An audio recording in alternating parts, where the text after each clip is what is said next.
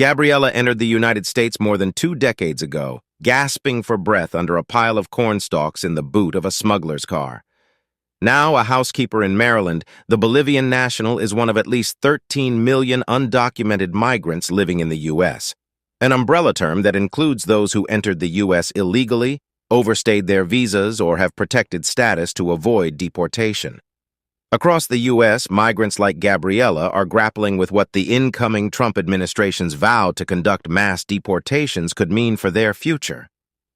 In over a dozen interviews, undocumented immigrants said it was a topic of heated discussion in their communities, WhatsApp groups, and social media. Some, like Gabriela, believe it won't impact them at all.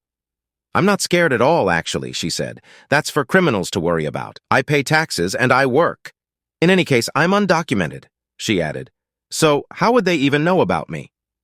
In an election campaign where immigration loomed large as a major concern of U.S. voters, Trump frequently pledged to deport migrants en masse from U.S. soil from his first day in office if he were to return to the presidency. But nearly 2 weeks after his sweeping election win, it remains unclear what exactly these immigration enforcement operations will look like. The president-elect has insisted cost won't be an issue, but experts have cautioned that his promises may run into enormous financial and logistics challenges. His newly appointed border czar, Tom Homan, has said that undocumented migrants deemed to be national security or public safety threats will be a priority, and he has suggested workplace raids, a practice ended by the Biden administration, could return. Speaking to Fox News on Saturday, the former acting director of Immigrations and Customs Enforcement during Trump's first term challenged the notion that those who enforce the law are the bad guys and those who break the law are the victims. What member of Congress, what governor, or what mayor is against taking public safety threats out of their community? He asked, adding that the new administration would follow through on the mandate that American people gave President Trump. U.S. authorities deporting migrants is nothing new. More than 1.5 million people have been expelled under President Joe Biden, in addition to millions swiftly turned away from the border during the COVID-19 pandemic.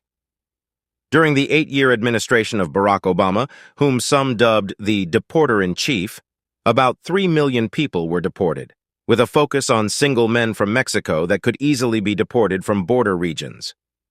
Trump's promised plans, however, are more wide-ranging and aggressive, including enforcement operations in the U.S. far from the border. Officials are reportedly also mulling using the National Guard and military aircraft to detain and ultimately deport people. J.D. Vance, Trump's running mate and incoming vice president, has said that the deportations could start with 1 million people. Still, some undocumented migrants believe that they will benefit from a Trump presidency instead of being kicked out. A lot of Latinos, those who can vote, did so because they think Trump can improve the economy. "That would be very good for us, too," said Carlos, an undocumented Mexican who lives in New York City. His son is a U.S. citizen.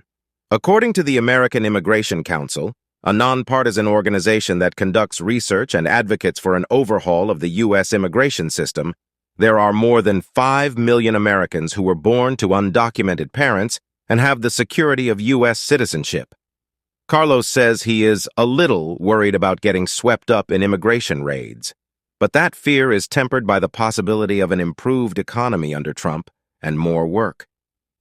"Things may be a bit tense right in our communities right now, but being worried isn't a solution," he said. "The best thing to do is avoid problems and not commit any crimes." There are many others who don't share in this optimism and are living in fear. Among them is California resident Eric Bautista, a so-called dreamer, who benefits from a long-standing program that protects from deportation those who were brought illegally into the U.S. as children.